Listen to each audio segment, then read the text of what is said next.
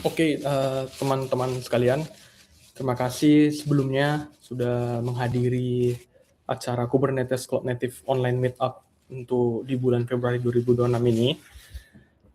Kita akan kedatangan 2 speaker di edisi ini. Untuk agendanya, kita pertama ada community update, terus kemudian ntar ada speaker pertama dan nanti ada speaker keduanya. Di community update ini, sebagai pengingat lagi, untuk teman-teman Cloud Native Community itu kita ada domain baru ya, ada cloudnative.id domainnya. Jadi teman-teman bisa lihat seperti event-event yang bakal datang, ataupun history event-event serta speaker-speaker yang pernah menjadi pembicara. Terus apabila teman-teman mau jadi speaker, seperti yang bakal 2 teman nanti akan ngomong di sini, bisa langsung submit proposalnya di Become a Speaker di sudut kanan atasnya. Domainnya cloudnative.id. Terus ada event update. Jadi kita ada menginformasikan untuk event update ini di KCD Kuala Lumpur 2026. Teman-teman bisa submit proposal untuk speakingnya itu sampai tanggal 28 Februari 2026. Terus yang terdekat kemudian yang kedua adalah di KubeCon Cloud Native Con Japan 2026, itu CFP-nya open sampai 29 Maret 2026. Kemudian kita ada Telegram topik update. Jadi di komunitas kita, Kubernetes dan Cloud Native Indonesia, di Telegramnya, itu kita sekarang sudah membuat 3 topik. Topik pertama untuk bagian promotion, topik kedua general, dan ketiga job vacancy. Karena dulu sebelumnya campur aduk, jadi kadang informasinya jadi suka tenggelam ya teman-teman. Ya langsung aja ya untuk speaker di pada malam ini. Yang pertama adalah Kevin Yosua Asiaan, itu Scaling on Demand, Implementing KEDA Based on AWS SKS. Dan untuk speaker kedua adalah Denny Satria, untuk Manage Kubernetes Cluster with Independent Robot Housekeeping Using Job. Untuk talk pertama bisa dimulai untuk Kevin Syahan. Waktu dan tempat dipersilahkan.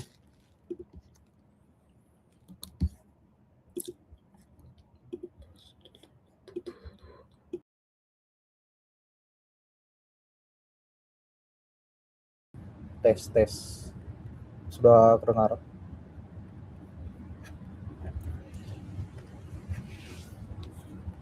Izin share screen ya.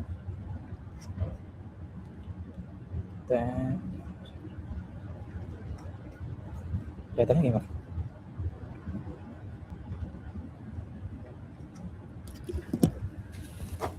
Oh ya, untuk teman-teman ya nanti selama speakernya mempresentasikan, teman-teman juga bisa melakukan Q&A atau langsung tanya, tapi di kolom chat ya. Nah, tapi nanti setelah, kalau misalnya teman-teman mau langsung ngomong atau on speaking gitu, itu nanti bertanyanya ketika di akhir presenternya mempresentasikan. Kalau untuk di tengah-tengah seperti ini bisa langsung di bagian kolom Q&A. Thank you ya, silakan. Terima kasih pada moderator ya. Terima kasih buat teman-teman juga yang udah nyempatin waktunya gabung di sesi kali ini. Perkenalkan, nama saya Kevin Syahan. Sekarang bekerja as a DevOps Engineer di Chrome Indonesia. Salam kenal buat teman-teman semua. Mungkin sebagian dari teman-teman udah familiar dengan KEDA atau udah pernah coba gitu. Di sini kita just sharing aja like materi, sama-sama belajar dan diskusi. Jadi kita bakal ngebahas scaling on demand, implementing KEDA based on AWS SKS, event-driven auto scaling for modern workloads. Jadi pembukanya, bayangkan ya, kita punya sistem yang behavior-nya itu background worker gitu. Jadi sepanjang hari mungkin hampir tidak ada traffic di worker itu, tapi tiba-tiba dalam semenit bisa ribuan misek masuk ke queuing kita AWS SKS. Pertanyaannya adalah apakah sistem kita bisa langsung menyesuaikan diri, siap untuk menerima ribuan message yang masuk ke message broker kita. Nah, hari ini kita akan bahas bagaimana Kubernetes kita bisa melakukan scaling bukan hanya berdasarkan CPU, tapi berdasarkan demand nyata sesuai dengan berapa banyak message yang ada di AWS SQS kita.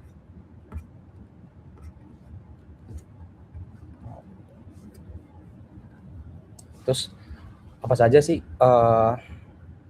yang menjadi masalah di auto scaling misalnya yang tanpa KEDA gitu, yang tradisional? Atau scaling tradisional di Kubernetes itu kan biasanya by native itu biasanya membaca CPU dan memori ya. Misalnya kalau CPU tinggi bakal nambah port gitu. Terus kalau CPU-nya turun bakal scale down port gitu. Masalahnya kalau workload monitoring sekarang banyak yang based on event driven, QEU based atau burst traffic. Jadi intinya di sini CPU bukan indikator yang pertama terjadi beban gitu. Jadi kita mengharapkan saat ada message di SQS kita, cluster kita itu siap untuk menerima traffic dan menyiapkan port yang sesuai untuk ngeproses message tadi ke worker kita. Jadi yang mencerminkan demand sebenarnya itu adalah jumlah request yang ada di SQS-nya atau message yang menunggu diproses. Terus kenapa event driven scaling ini sangat dibutuhkan gitu? Kalau kita tahu kan dia karakter queue base itu workload-nya biasanya seperti ini nih.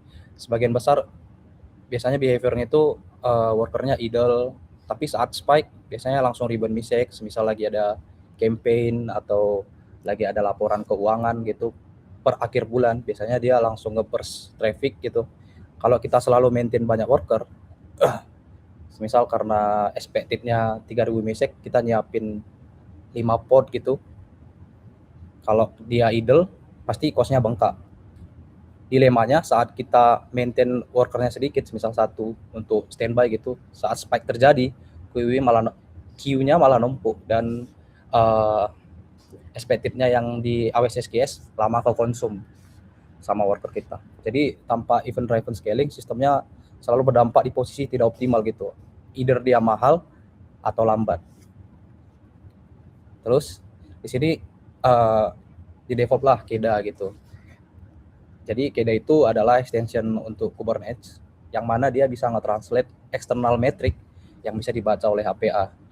Jadi bukan hanya CPU atau memori, dia juga bisa ngebaca external metric kayak queue length di SQS, Kafka lag, cron schedule, metric Prometheus, dan kalau di dokumentasinya dia support sampai 60 lebih lah scaler. Dan yang sangat powerfulnya lagi, KEDA itu bisa scale dari 0 ke berapa yang kita inginkan, atau kebalikannya bisa dari banyak pod ke 0. Jadi saat idle, workernya benar-benar mati. Saat ada message masuk, podnya bisa langsung hidup sesuai banyak message yang ada di AWS SQS kita. Terus apa aja sih yang jadi limitation kalau kita mainin yang HPE native kayak CPU atau memori gitu? Jadi CPU scaling itu kan dia reaktif ya. Urutannya kayak message masuk, terus misal ada message masuk ke SQS kita, workernya mulai narik message, terus workernya sibuk, kita ada delay waktu untuk CPU-nya naik dulu, baru HPA mendeteksi dan nge-spawn pod baru gitu. Jadi ada delay, satu ada metric interval, terus menunggu scheduling dan container startup-nya. Selama delay itu biasanya queue itu terus bertambah gitu.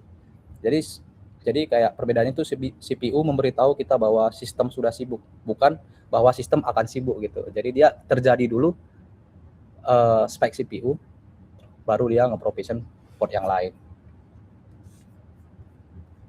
Jadi disinilah kita butuhkan KEDA. Dalam hal ini kita akan bahas KEDA dengan SQS sebagai queue broker. Jadi ya KEDA itu scaling base-nya sebenarnya bisa queue length, message backlog, dan dia itu real demand juga. Jadi sebelum kalau port kan scale biasanya sebelum CPU spike. Dengan KEDA scaling jadi kayak berubah menjadi proaktif. Jadi hitungannya kayak urutannya message masuk, kita bakal ngebaca queue yang ada di queue yang ada di SKS kita, terus nanti HP-nya yang beraksi untuk menyesuaikan dengan port kita. Jadi CPU-nya belum naik, tapi scaling sudah terjadi kalau kita menggunakan KEDA. Terus kita akan bahas benefit KEDA apa aja sih yang jadi benefit kalau kita pakai KEDA. Berapa benefit utamanya itu, pertama dia scaling berdasarkan demand nyata yang ada di AWS SKS-nya. Terus dia bisa scale ke zero. Ini sangat signifikan lah untuk cost saving.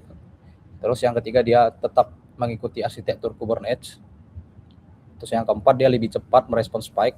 Jadi sebelum spike terjadi dia udah nyiapin port untuk nge-proses message yang masuk di AWS SKS kita. Dan yang terakhir itu dia membantu kita ngejaga SLA karena backlog tidak biarkan menumpuk banyak di AWS SKS. Arsitekturnya sederhana, tapi bisa dibilang powerful ya. Misal ada event source. Di sini kita bakal pakai AWS SKS. Ada operator yang ngelakuin pooling ke AWS SKS-nya. Ada metric adapter yang ngeubah queue length-nya menjadi external metric, dan ada HPA menerima metrik dan menghitung jumlah port untuk dialokasikan. Dan yang terakhir itu target deployment atau ports yang bisa yang bakal di-assign tugas untuk konsum message kita. Jadi sebenarnya KEDA itu bukan menggantikan HPA, ya, tapi dia memperluas HPA agar bisa membaca metrik-metrik yang eksternal. Di sini kita bahas flow-nya. Jadi kita ibaratkan kita punya satu EKS cluster ya, yang mana kita udah punya KEDA, yang udah diinstal KEDA, kita udah set CRD-nya. Kalau KEDA itu CRD-nya namanya scale object, terus ada HPA. Terus kita juga punya SKS.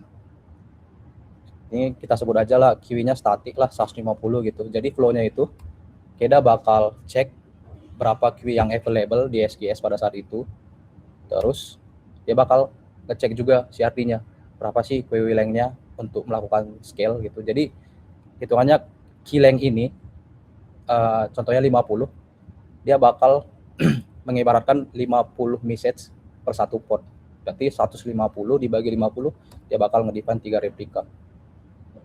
Nanti kita juga bakal nge-share contoh CRD-nya.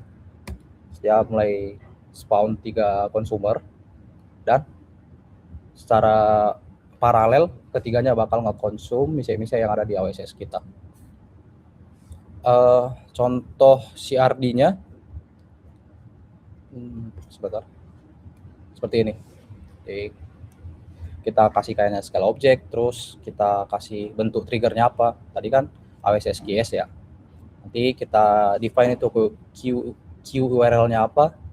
Terus kita juga bisa mengkombinasikan dengan CPU utilization, memory, dan dia ada authentication ref. Ini digunakan jika type-nya itu membutuhkan authentication seperti ke SKS.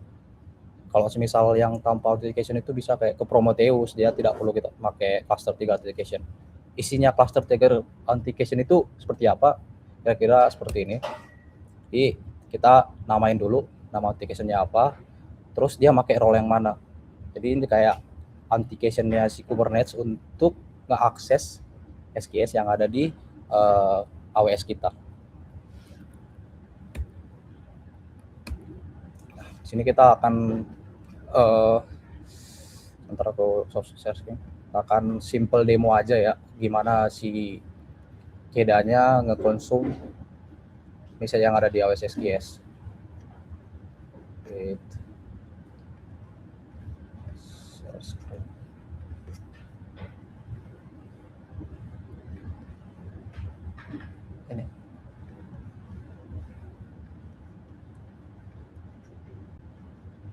Nah, di sini kita udah siapin 2 terminal, 2 session ya. Jadi kita akan simulasiin, kita masukin message ke AWS SKS-nya, apakah KEDA-nya ngerespon dan nge-provision port sesuai yang kita inginkan. Pertama kita buka dulu CRD-nya, konfigurasi kita seperti apa.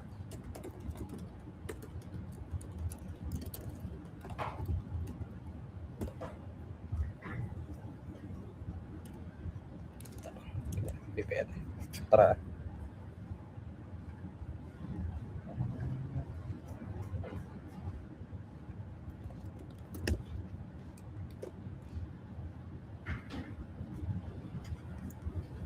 Aku authentication dulu.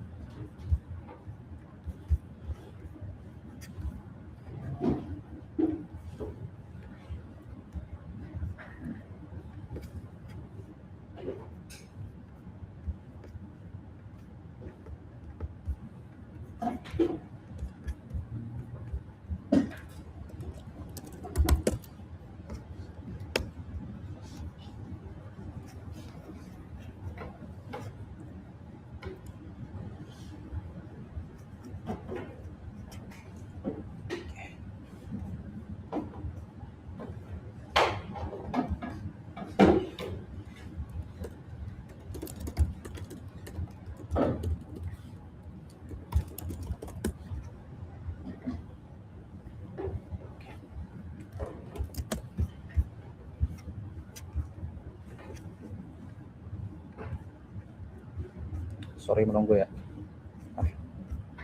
Di sini kita simulasikan 2 session. Tadi aku udah kasih role-nya juga. Kita akan melihat gimana sih example dari CRD-nya.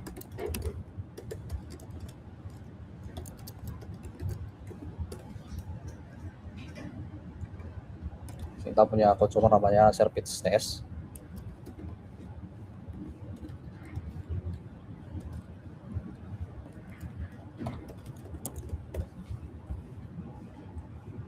Kira-kira CRD-nya bakal begini. Kita nge-set authentication-nya ini, QRL-nya KB Chrome service test, terus dia kita set key length-nya 2. Jadi semisal kalau contohnya kita punya 8 message di brokernya, tinggal kita bagi 8 bagi 2 bakal ke provision 4 worker gitu. Terus cooldown period-nya 1 menit. Cooldown period ini setelah prosesnya selesai dan message-nya sudah habis di message broker kita, dia bakal menunggu 60 detik untuk scale down lagi workernya. Di sini kita bakal coba masukin, kita ngecek dulu nih QRL kiwi kita di SKS ada berapa. Ini 0 ya. Jadi available message di SKS kita itu sekarang posisinya 0. Dan kalau kita cek port yang ada sekarang, cuma ada web, mana nanti yang nge-konsum message kita itu adalah consumer. Coba di sini. Port.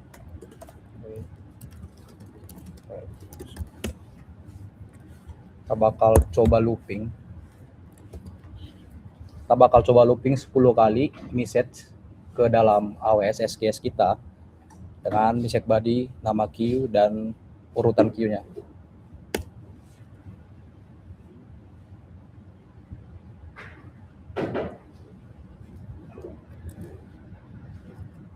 Nah, kita coba cek lagi beberapa. Sekarang ada 10 message yang di AWS SKS kita dan kedanya langsung respon dan nge-provision portnya. Harusnya dari 10 queue kalau dibagi 2 berarti bakal nge-provision 5 port yang bakal bekerja mengkonsum message yang ada di AWS SKS.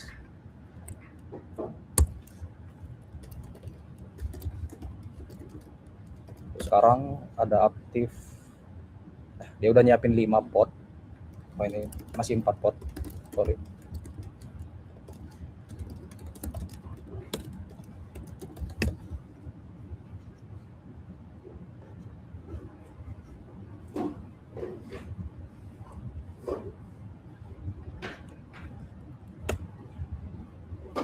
Nah, ini udah 5 port, dia nyiapin 5 port, running 1.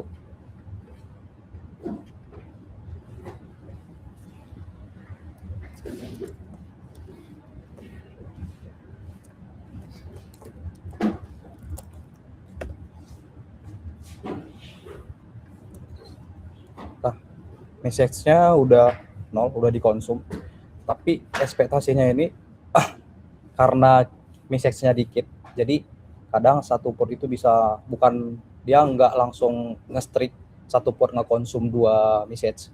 Dia bakal random ngambil berapa message yang diambil per satu port. Jadi bisa jadi di case kita ini satu port nggak ngedapat message sama sekali.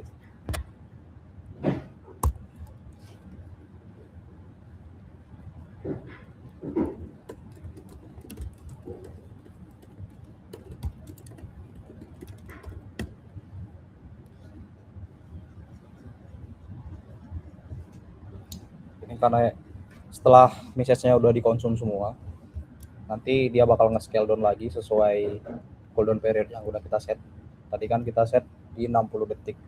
Jadi dia bakal nge-terminating port-port yang sudah selesai nge-konsum message, dan ekspektasinya AWS kita udah kosong.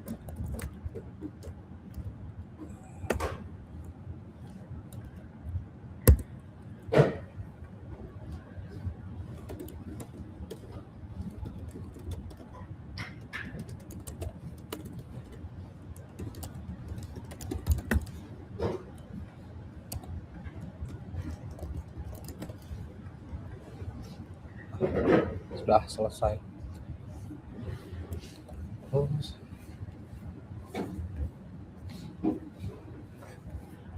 Kembali ke slide.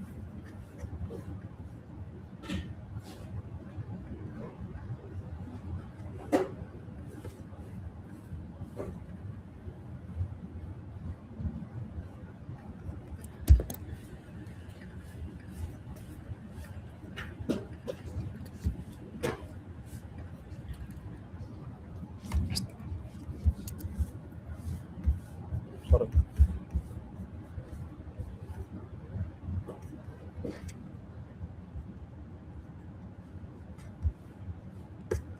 Nah, setelah kita selesai demo tadi, kita udah bisa ngelihat ya gimana si Keda ngekonsum message yang ada di AWS SQS kita sesuai key-length yang kita siapkan. Jadi ada pertanyaan nih, apakah bisa Keda di-utilize bersama dengan CPU? Seharusnya bisa. Secara teknikal ya bisa, cuman aku belum sempat coba kayak nge-stress test CPU-nya apakah berhasil apa enggak, belum ada sempat ngeceknya ya. Harusnya bisa. Kalau dari teknikalnya itu, jadi dia bakal menerima 2 metrik untuk si HPA-nya. Satu, dia event based, yang mana ngecek key yang ada di SQS. Satu lagi dia bisa seperti kayak safety net, CPU-nya safety net. Kalau semisal dari semisal kayak tadi contoh kita 3 port ada spike CPU dari threshold 70 gitu, semisal dia hit 85, si CPU juga bisa nge-scale juga. Jadi nanti ekspektasinya port-port kita ini enggak spike CPU, jadi dia bisa nge-scale juga based on traffic CPU secara bersamaan dengan KEDA. Jadi kira-kira gambaran seperti ini. Misal kita udah, misal si HPA udah nge-provision 3 port based on metric dari KEDA, dan worst case-nya semisal dari 3 consumer ini average CPU-nya kena di 85 dari threshold CPU yang 70 gitu. Nanti si CPU juga bakal nge-initiate untuk provision consumer lain. Jadi hitungannya jadi 4 consumer gitu untuk ngeredain CPU spike yang ada di deployment kita gitu. Asalkan max-nya masih kita set di atas atau setara dengan max consumer yang ada gitu. Misal kalau 10 kan masih bisa nih, 4 consumer masih masuk gitu. Tapi kalau misal max-nya 3, CPU-nya juga nggak bakal bisa nge-trigger HPA untuk nge-provision consumer baru. Jadi KEDA itu bukan menggantikan CPU, jadi kayak KEDA ngebaca demand SQS message yang ada di SQS kita, terus CPU seperti safety net-nya untuk ngejaga performa. kombinasi ini jadi kayak lebih membuat deployment kita lebih stabil dan lebih smart lah ngebaca traffic di deployment kita. Ya cukup sekian materi dari saya ya. Kalau ada pertanyaan silahkan dilemparkan ke kolom chat atau bertanya secara langsung. Terima kasih.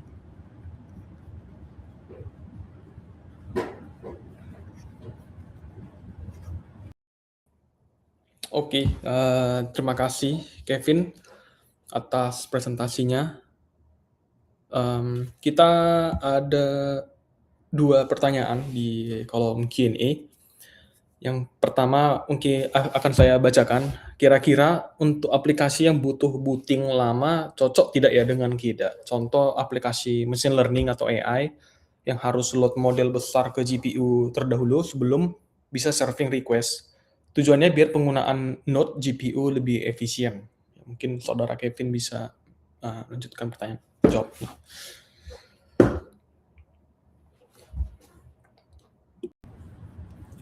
Ntar ya aku cara dulu. Kira-kira untuk aplikasi yang butuh lama cocok tidak ya dengan KIDA? Aplikasi BC. Oh iya, jadi di KIDA itu juga butuh startup kontainernya ya. Jadi kita nggak bisa expect bisa mempercepat bootingannya untuk ngelakuin proses di KIDA-nya. Tergantung startup kontainer kita juga.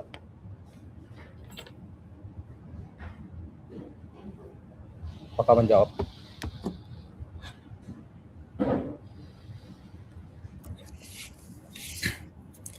Oke, untuk pertanyaan keduanya dari Michael Olivarel, approach seperti ini apakah applicable di luar AWS? Sebenarnya kalau dibilang approach lainnya di luar AWS, tadi kan AWS sebagai kayak example aja ya. Karena fun fact-nya KIDA ini ngedukung 60 lebih scaler lah di luar AWS SQS. Jadi event kita bikin Prometheus, dia bisa juga ngebaca event. Nggak melulu tentang queue, tapi event lain misal dari CloudTrail juga bisa kok. Yang open source lain juga bisa. Tergantung selagi dia memang based on event ya, harusnya ya applicable aja.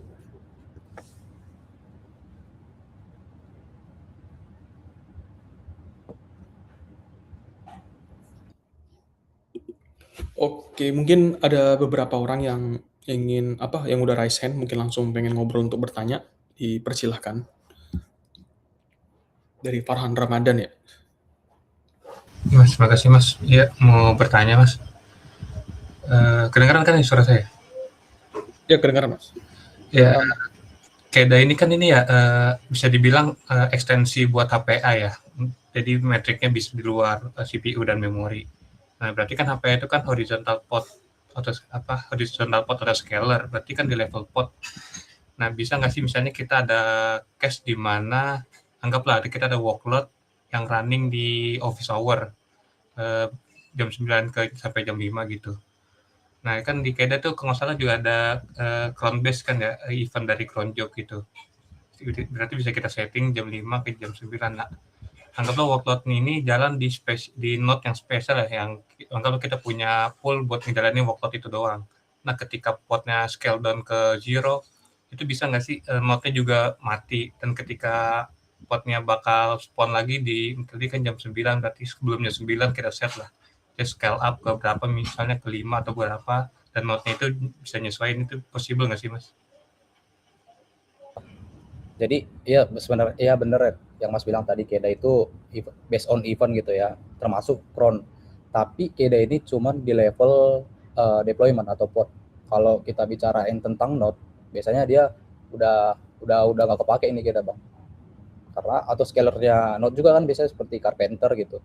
Jadi dia nggak bisa nge-control di bagian node-nya. Paling cuma pod doang. Berarti untuk itu kita harus ituin lagi ya, untuk pendekatan lain ya Mas ya, habis Iya, mengandalkan Mas. kita doang ya. Iya, itu pendekatan yang harus kita kontrol di level node lagi. Nggak tahu, mungkin carpenter bisa atau gimana, itu belum saya dalami juga sih, Mas. Siap, Mas. Terima kasih, Mas. Terima kasih, Mas, pertanyaannya.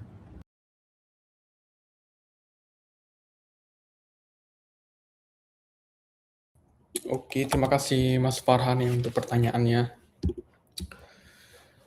Oke, kalau untuk teman-teman yang lain juga boleh langsung raise hand saja kalau ingin bertanya langsung untuk atau diskusi untuk di sesi speaker Kevin Chan, atau mungkin bisa juga dipertanya di kolom Q&A. Kita masih open sesi tanya jawabnya.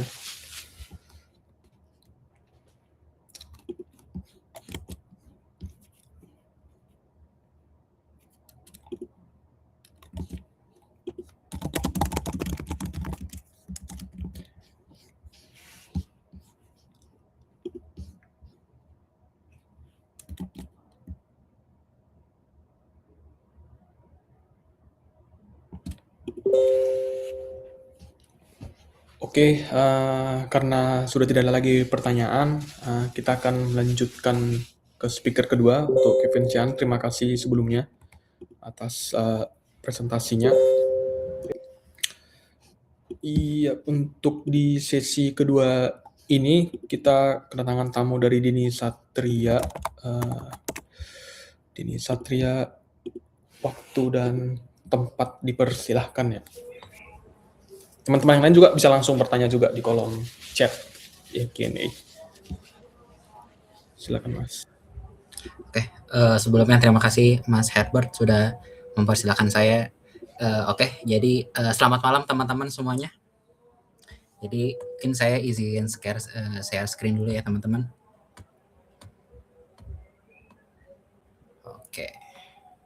Oke, kayaknya udah aman ya. Oke, jadi teman-teman semuanya, untuk malam ini saya akan membawakan sebuah presentasi berjudul Manage Kubernetes Cluster with Independent Robot Housekeeping Using Job. Jadi mungkin kalau untuk materi kita bahas lebih detailnya di slide selanjutnya teman-teman. Sebelumnya saya mau perkenalkan diri saya dulu. Jadi perkenalkan, nama saya Denny Satria. Untuk saat ini saya bekerja sebagai DevOps Engineer di Teknologi Operator Prima. Jadi salam kenal ya teman-teman semuanya. Mungkin singkat saja kalau dari perkenalan. Oke, kita lanjut ke materi. Apa sih robot housekeeping di Kubernetes cluster ini? Apa sih? Kenapa sih dibilang robot? Kenapa sih? Dan apa sih dampaknya gitu setelah kita mendeploy ini? Jadi robot housekeeping ini adalah sebuah job di Kubernetes yang dikontrol oleh cron job untuk jalannya di setiap waktu berapa. Lalu di dalam jobnya ini akan menjalankan sebuah script berbasis bash script yang dimana nantinya itu akan mengecek resource di Kubernetes. Selain mengecek, dia juga akan men-cleansing seperti menghapus replikasinya udah 0, lalu juga menghapus image yang sudah tidak kepakai. Lalu dia juga mengecek kayak apakah ada PV yang pending, apakah ada PV yang bermasalah, apakah ada pot yang terminating, pot yang bermasalah. Jadi seperti layaknya sebuah orang yang berprofesi sebagai cleaning service, yang dimana dia mengecek seluruh ruangan di kantornya. Dan bisa kita analogikan untuk kondisi seperti ini, robot housekeeping ini akan mengecek resource dan men-cleansing resource juga di Kubernetes cluster. Lalu di sini juga ada alasan saya kenapa sih saya mendeploy housekeeping robot ini. Apa sih yang membuat saya tuh mendeploy housekeeping robot ini gitu. Jadi saya mulai dari keresahan saya teman-teman. Jadi saya punya suatu keresahan untuk pengen membuat suatu alat sederhana observability, yang dimana observability ini tuh bisa jadi pertolongan pertama lah sebelum ke observability tingkat lanjut seperti mungkin Grafana dan lain-lain, tapi mungkin yang nggak begitu kompleks lah, tapi bisa sangat membantu lah, bisa berguna untuk kita tahu nih, cluster saya tuh kondisinya seperti ini ya, state-nya sekarang tuh seperti ini. Gitu. Jadi saya mendeploy housekeeping robot ini untuk menjaga kesehatan cluster saya, yang dimana kalau biasanya kan kalau kita melakukan deployment di Kubernetes cluster itu kan akan banyak replika set, dan replika set itu kalau dibiarkan kan akan dampaknya akan menghasilkan penggunaan disk yang cukup tinggi juga, yang lumayan. Lalu juga banyak image Docker yang tidak kepakai. Lalu juga kadang-kadang ada beberapa resource yang lagi bermasalah tapi kita nggak tahu nih, kayak apakah ada pod yang pending, apakah ada pod yang terminating, apakah ada PV atau PVC yang pending. Nah, jadi robot housekeeping inilah nantinya dia akan secara otomatis mengecek nih teman-teman, kayak apakah ada pod yang pending, terminating, apakah ada juga PV atau PVC yang bermasalah. Lalu dia juga bakal men-cleansing image yang sudah tidak kepakai lagi, replika set yang sudah nol. Lalu setelah itu dia bakal kirim nih report ke kita via email, proaktif monitoring via email. Jadi dia akan melaporkan nih ke Cube administratornya untuk dikasih tahu replika set mana aja sih yang udah dihapus, lalu pod mana aja sih yang lagi bermasalah, PV atau PVC yang bermasalah itu yang mana aja, image Docker yang bermasalah itu mana aja, apakah ada node yang downtime atau tidak ready gitu. Jadi semua ini akan dilakukan oleh robot housekeeping ini untuk di cleansing dan dicek juga. Dan oke teman-teman, di sini ada ilustrasinya ya. Saya pengen ngasih simple ilustrasi aja. Jadi di mana di sini kita bisa lihat ada karakter yang berprofesi sebagai cleaning service dan dia bekerja di suatu kantor atau gedung. Jadi kalau yang kita tahu kan tugas seorang yang berprofesi sebagai cleaning service kan dia membersihkan ruangan kantor, baik itu ruangan engineering, ruangan HR, ruangan CEO misalnya. Dia ngecek, habis itu dia cleansing atau dia membersihkan kalau ada yang kotor itu dia bersihin, dia rapihin supaya karyawan-karyawan di situ bisa bekerja dengan nyaman dan enak dan bisa fokus untuk mengerjakan pekerjaannya gitu. Dan ini pun kita bisa analogikan ke job housekeeping ini, di mana nantinya job housekeeping ini atau robot housekeeping ini akan berjalan melalui jobnya ini nanti akan membersihkan Kubernetes cluster. Kubernetes cluster ini yang tadinya kita ilustrasikan sebagai gedung kantor. Yang tadinya gedung kantor kita ilustrasikanlah sekarang ke dalam Kubernetes cluster. Yang dimana di Kubernetes cluster kan ada control plane, ada worker nodes, dan dimana nantinya job housekeeping ini akan mengecek nih control plane-nya, apa saja yang berjalan di control plane-nya, apakah ada yang bermasalah, men-cleansing juga, lalu akan mengecek ke semua worker nodes yang ada. Dia akan cleansing juga, ngecek resource, meng-cleansing resource yang sudah tidak penting lagi. Jadi layaknya seorang cleaning service yang bisa mempunyai akses untuk ke ruangan bos, ke ruangan HR, ke ruangan engineering untuk membersihkan seluruh ruangan. Job housekeeping pun juga begitu. Dia bisa ke control plane, bisa ke worker nodes, yang lain. Lalu di sini ada juga slide yang dimana menjelaskan bagaimana sih job housekeeping ini bisa bekerja gitu. Jadi mungkin saya akan mulai penjelasannya dari kita init manifest gitu. Jadi kita udah punya nih teman-teman manifestnya kita udah siap nih. Manifestnya dari cron job, dari job controllernya itu kita udah siap lah dengan state-nya seperti ini, ada RBAC-nya, node affinity-nya, jobnya apa, image-nya pakai image Ubuntu misalnya, image Ubuntu, lalu di dalam Ubuntu-nya kita ngejalanin kayak bash script-nya untuk menghapus replika set, lalu juga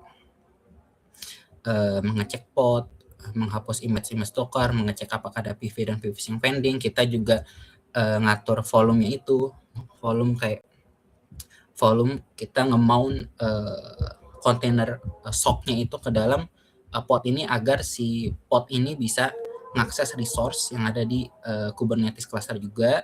Kita juga nge-mount secret juga agar dia bisa ngirim report via email dengan email kita. Jadi kita bisa melihat report-reportnya itu lewat dari email pribadi kita atau email kantornya teman-teman. Kalau itu bebas ya gitu. Oke. Jadi di mana sekarang kita udah mengindek nih manifestnya, kita udah punya manifest yang jadi. Ya, akhirnya kita apply masuk ke Kube API server. Kube API server ngelihat nih, oh state yang akan saya terapkan atau saya deploy di Kubernetes cluster tuh ini. Oke, saya simpan dulu di etcd. Jadi dari Kube API server dia masukin ke etcd. Setelah masuk ke etcd, si Kube API server menghubungi nih Kube Controller Manager. Hey Controller Manager, tolong kamu ngelihat state yang ada di etcd, karena di sana terdapat pod state yang akan menghasilkan pod yang harus dideploy di cluster kita nih. Setelah Kube Controller Manager mendapatkan request dari API server, Controller Manager akan berkomunikasi nih atau mengambil state yang ada di etcd. Dia ambil, dia lihat, oh yang harus saya kontrol tuh ada cron job controller, ada job controller nih ya. Oh oke. Setelah dia tahu apa yang harus dia kontrol lah, dia ngomongin lagi nih ke Kube API server. Hey Kube API server, saya sudah tahu apa yang sudah harus saya kontrol, yaitu cron job dan job controller. Saya sudah siap dan mungkin kamu bisa teruskan ke scheduler agar scheduler bisa menghubungi kubelet yang ada di worker nodes agar kubeletnya bisa mendeploy dan memastikan podnya ini berjalan di worker nodes-nya. Oke, jadi Kube API server sudah dapat respon lagi nih teman-teman ya dari Kube Controller Manager. Dia bakal ngubungin ke scheduler nih.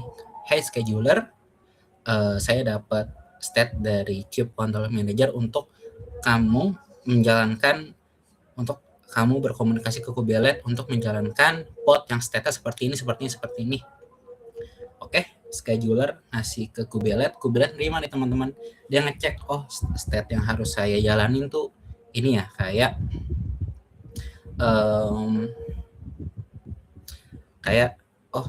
RB cron jobnya tuh waktunya segini, terus jobnya itu pakai image-nya ini, ada node affinity, RBAC, resource limit, lalu juga yang harus saya di dalam jobnya ini menjalankan suatu script ya. Oke. Terus nge-mount secret-nya seperti apa, nge-mount volume-nya itu seperti apa.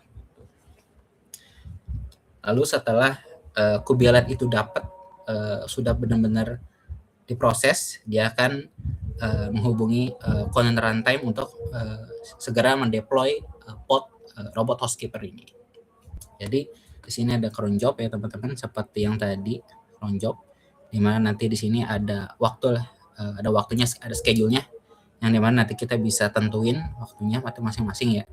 Lalu kayak dia kubelet nanti bakal ngecek nih kayak tolerance-nya, pod template-nya, affinity, security context, pod template, affinity-nya, env from containers-nya, yang run dari /run container sock. Kalau saya sekarang lagi pakai K3S, jadi untuk container runtime-nya pakai container. Jadi kalau mungkin teman-teman pakai cluster lain mungkin bisa disesuaikan aja teman-teman ya. Lalu di sini juga ada keterangan kalau si jobnya ini menjalankan sebuah script di dalamnya.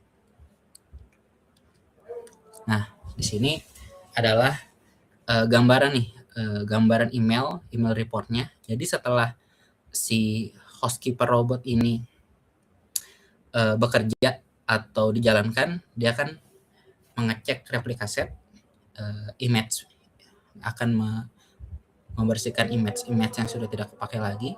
Juga akan mengecek PVC yang pending yang mana aja, apakah ada PV yang violet, apakah ada port yang error, lalu juga apakah ada note-note yang nggak ready.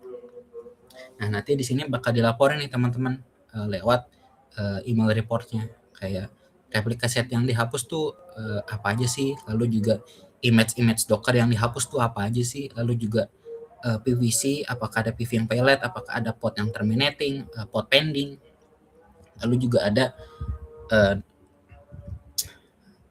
report kalau apakah ada note yang nggak ready, ada note yang don't type.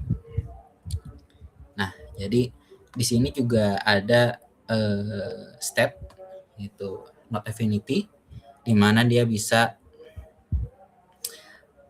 ngasih suatu kondisi lah ke si pod ini untuk, jadi ketika misalnya ada case kayak satu control plane dan satu worker nodes atau dua worker nodes, ketika pod yang kita jalankan memakai state ini teman-teman, note affinity, jadi dia ini akan dijalankan seperti biasa aja di worker nodes, tapi nanti sewaktu-waktu tapi nanti jika sewaktu-waktu semua worker nodes mati, misalnya semua worker nodes mati, itu tuh nanti otomatis dia bakal langsung nyari worker nodes lain yang memang benar-benar bisa menjadi ganti tempat singgahnya dia sebelumnya, bahkan bisa ke control plane. Jadi biarpun semua worker nodes-nya mati, dia masih tetap bisa jalan nih, tetap bisa jalan di control plane, karena tadi kita juga udah ngasih ini nih tolerance, di mana dia bisa sama control plane-nya sudah dibolehkan lah untuk pindah jika sewaktu-waktu worker nodes-nya itu mati semua gitu. Jadi dia tetap bisa ngasih report nih teman-teman, kalau semua worker nodes-nya itu mati, dia masih tetap bisa ngasih report ke kita gitu, kalau oh nih node kamu tuh semuanya mati, jadi kelas resource yang ada di Kubernetes cluster kamu nih bermasalah semuanya.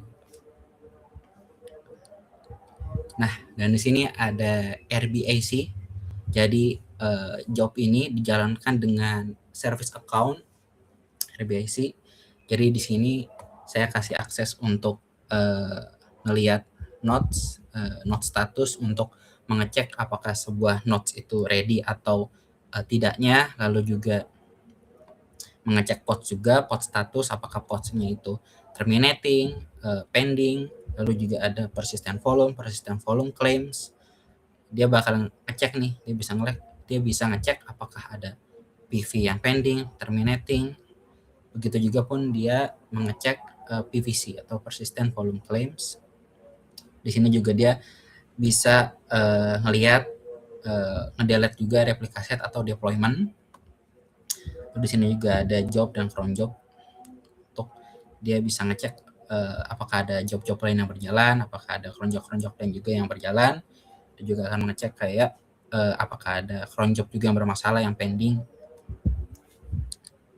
Oke. Jadi mungkin saya mau ini ya teman-teman, memberi demonya sedikit.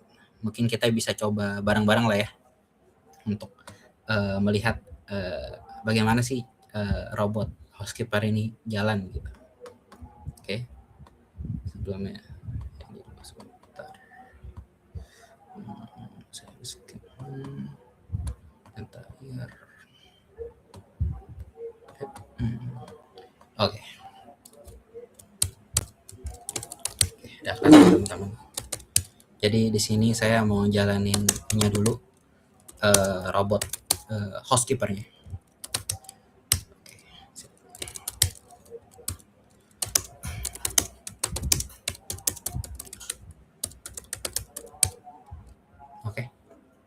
Di sini cron jobnya lagi ingin menjalankan jobnya.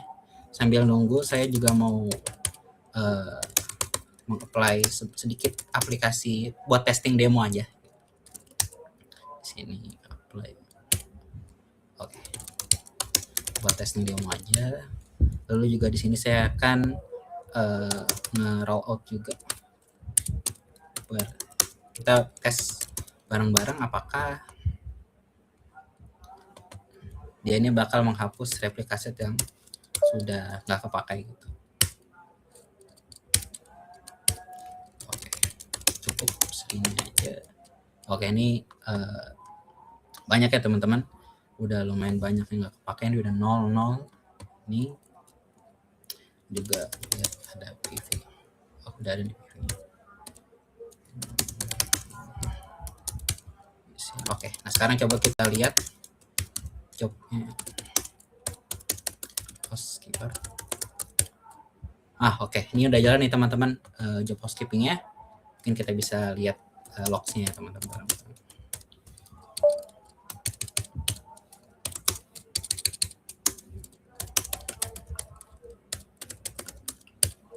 Oke, di sini dia install dependencies dulu karena dia butuh kubectl sama crrctl untuk akses resource yang ada di Kubernetes cluster. Oke. Kita tunggu, Sir. Oke. Jadi sambil nunggu mungkin saya pengen ngasih ini ya untuk scriptnya gitu. Nah, jadi ininya manifestnya. Di sini ada cron job. Di sini untuk schedule-nya. Kalau untuk schedule mungkin bisa teman-teman ini ya sesuaiin lagi aja. Bisa teman-teman kembangin. Di sini security context dijalankan image ini dijalankan sebagai root, sebagai super user. Lalu juga env from ini untuk secret emailnya. Jadi secret emailnya ini disimpan di dalam suatu secret. Jadi pas nanti job housekeeper ini mau ngirim report, dia bisa dia dapatkan secretnya itu dari ini secret Kubernetes di sini. Di sini nge-mount container sock-nya itu. Container sock yang atau container runtime yang dipakai K3S ini. Jadi udah di-mount ke sini. Nih. Ini dia nih. Dari sini. Yang ada di host saya, host VM ini ke sini. Di sini ada scriptnya berbasis PostScript. Nah, di sini dia bakal ngecek nih teman-teman. Cek lognya. Dia juga akan ngasih logs-nya juga untuk ini. Oke, coba kita lihat lagi ininya. Oke. Jadi di sini jobs-nya udah selesai. Dia juga bakal ngasih tahu nih teman-teman image Docker apa aja yang udah dihapus gitu. Kayaknya ada rancher, mirror, juga menghapus duplikasi juga. Ada logs-nya. Dan mungkin sekarang kita coba cek ya di email masuk gak. Oke, ini masuk nih teman-teman. 20.27, 29, 2 menit yang lalu. Nah, di sini kita bisa ngelihat ya kalau dia berhasil ngirim email report nih kayak ngapus replikasi tuh yang dihapus replikasi mana aja, lalu juga image Docker-nya ini yang dihapus tuh mana aja gitu. Mungkin sekali lagi saya pengen coba ketika saya membuat PV atau PV-nya ini pending masuk ke ya. Oh ya, di sini juga ada status klasternya. Jadi kalau klasternya itu kurang sehat, dia bakal nunjukin nih buruk. Di sini bakal keluar buruk atau kurang sehat gitu kalau. Jadi ada indikatornya. Oke. Jadi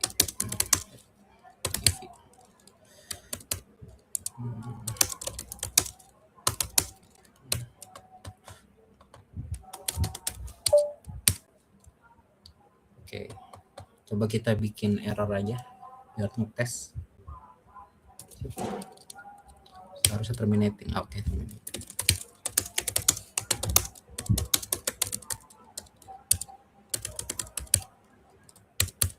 Oke. Kita running lagi baru lagi. Oke, kita lihat logs.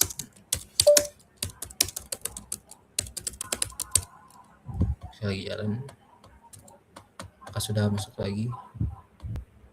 Oh, masih belum masuk. Oke.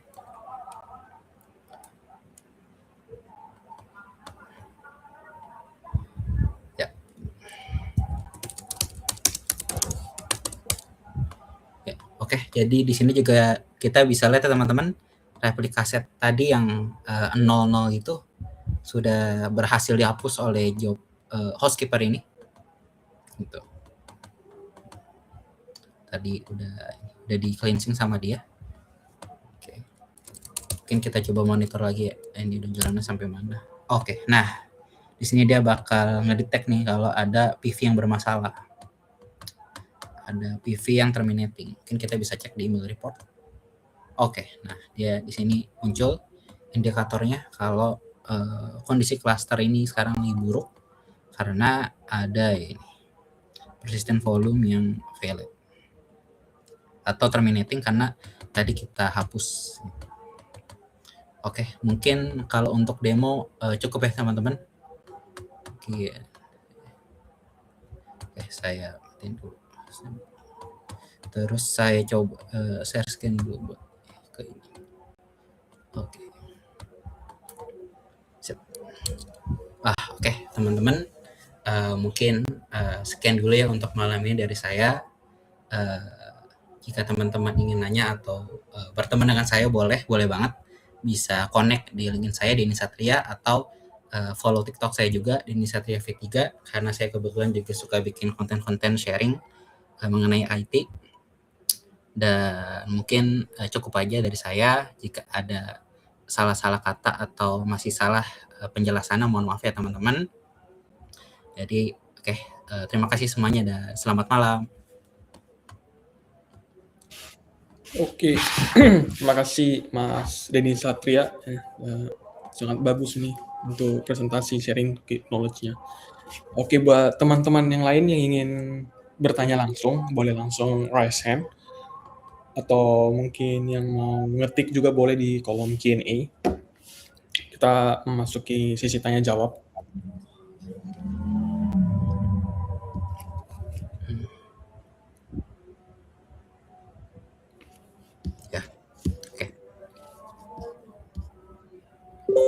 Oke, kalau tidak ada... Oh ya, ini ada pertanyaan dari Prasta Maha.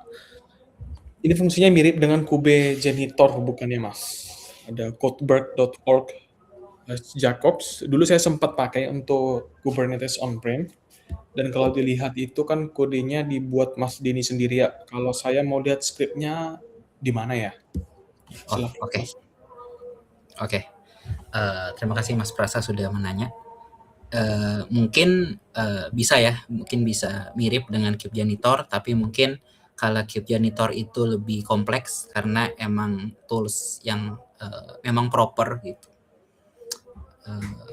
Tapi kalau saya kan mungkin lebih ke tools mandiri aja yang mungkin bisa teman-teman atau Mas Prasta kembangin lagi, lebih luas lagi karena kalau saya sendiri membuat tools ini untuk sebagai pertolongan pertama sebelum observability tingkat lanjut. Jadi saya buat untuk pertolongan pertama aja, jadi supaya bisa cepat tahu lah keadaan di cluster kita tuh gimana. Lalu kalau untuk melihat skripnya nanti saya akan share ya Mas Prasta, karena kebetulan saya juga sudah simpan juga skripnya itu di GitHub repository. Jadi mungkin bisa nanti saya share ya biar teman-teman mungkin bisa pakai juga, bisa dikembangin juga gitu untuk robot housekeeping yang ini. Ya, semoga menjawab ya Mas Prasta. Iya, terima kasih Mas Denny buat jawabannya. Oke, apa ada lagi yang mau bertanya? Atau bisa langsung raise hand untuk langsung ngobrol dengan Mas Denny.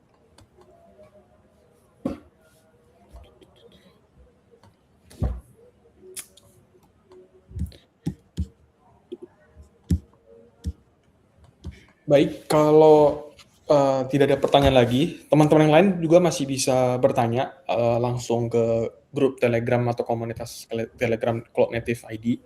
Bisa langsung nge-raise ke Telegram mereka atau nge-DM mereka langsung. Siapa tahu mungkin baru kepikiran nanti setelah acara community meetup ini selesai. Sebelumnya terima kasih juga Mas Denny Satria ya. Oh ya, ya oke. Sama-sama Mas Herbert. Thank Ya. you. Terima kasih semuanya malam teman-teman. Oke, kalau begitu kita akan lanjut untuk yang terakhir. Ini adalah feedback form. Nah, jadi di sini teman-teman kami himbau juga untuk mengisi feedback untuk meetup di hari ini, karena ini menjadi untuk bahan kredibilitas kami untuk kedepannya. Jadi sehingga nanti meetup berikutnya bisa menjadi lebih baik gitu ya.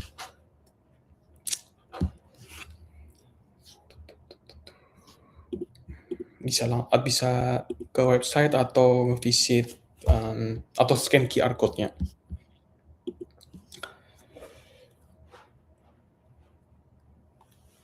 Oke teman-teman, terima kasih banyak untuk pada kedua speaker dan juga teman-teman yang sudah hadir pada malam hari ini. Kita tutup untuk meetup Kubernetes Cloud Native Online Februari 2026 ini pada malam ini ya. Terima kasih semua, salam sehat.